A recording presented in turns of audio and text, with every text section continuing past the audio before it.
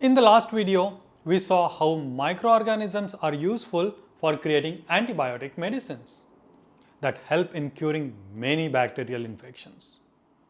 But wouldn't it be even better if we can prevent getting these diseases in the first place? Well, vaccines do exactly that. More interestingly, they are also obtained from microorganisms. To understand how vaccines really work, first it is important to learn about an extremely powerful army that all of us own. And my friends, that is nothing but our own immune system.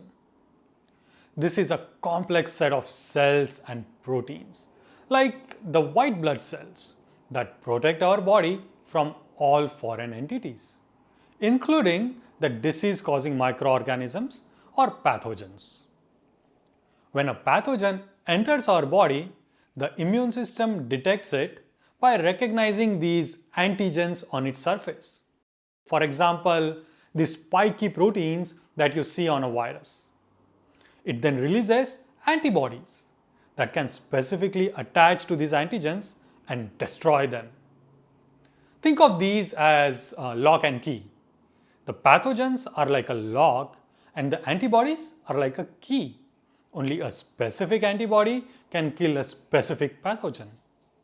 Now, isn't that just incredible? How our own body can innovate and produce these antibodies all by themselves. Now, the power of immune system doesn't just stop there. They go beyond and remember this new attacker.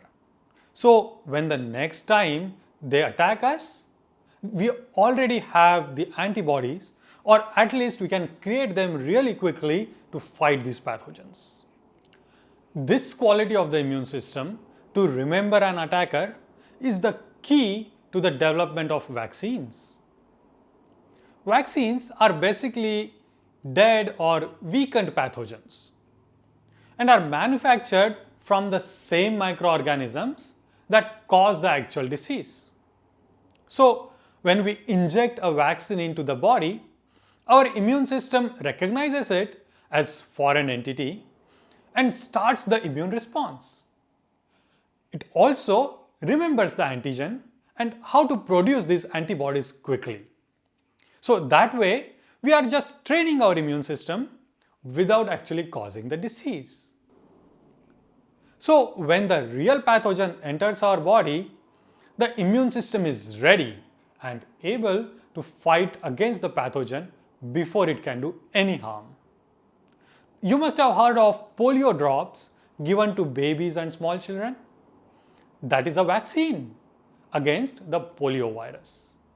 It is given to protect children from this severe debilitating disease. Just like polio, many of the common diseases we saw earlier can be prevented through a proper regimen of vaccination. By taking these vaccines, you are not only doing good for yourself, but actually helping the whole community get stronger.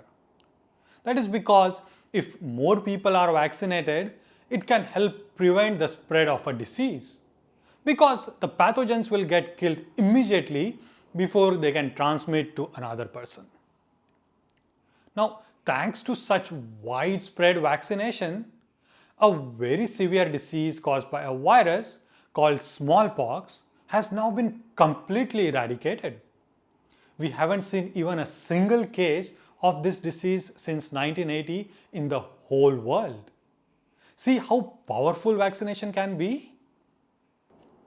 So, to summarize, we saw that our body has an immune system which can develop these antibodies to fight against pathogens. And vaccination is a very powerful way to train our immune system by exposing it to dead or weakened pathogens. And finally, widespread vaccination efforts can save the whole community. And it is everyone's responsibility, including you and me, to get vaccinated. So please remember that. In the next video, we will switch gears and look at how else microorganisms can be very helpful. I'll give you a hint. The yummy curd that you all like so much is all because of microorganisms.